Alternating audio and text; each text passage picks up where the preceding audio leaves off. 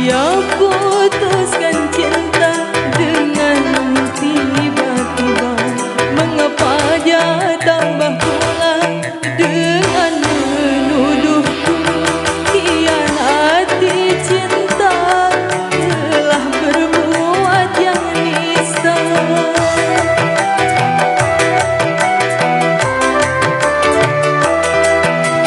Rasa tak percaya aku mendengarnya.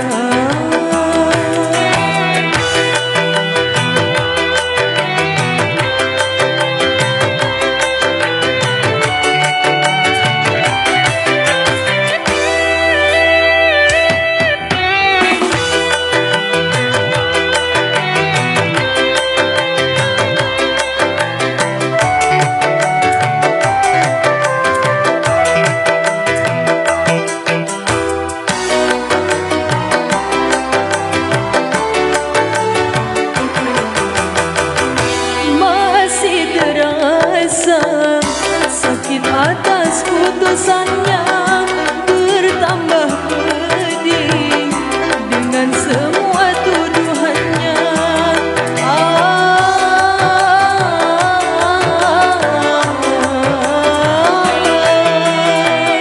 Umpama luka telah tergores di tubuh, disiram pula dengan asam cuka.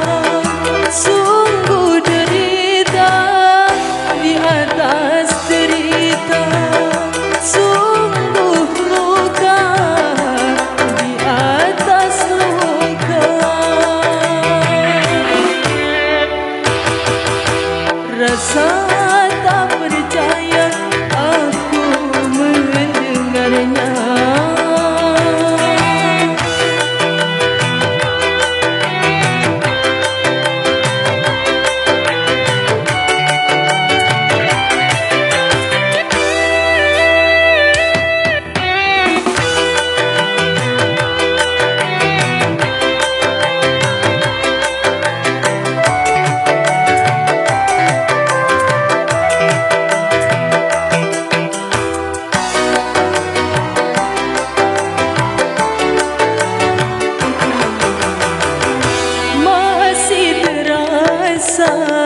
Sakit atas putusannya, bertambah pedih dengan semua tuduhannya.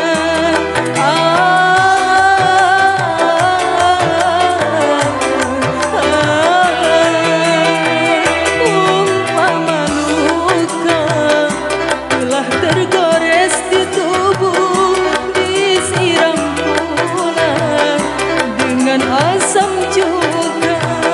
Sungguh derita di atas derita, sungguh luka di atas luka.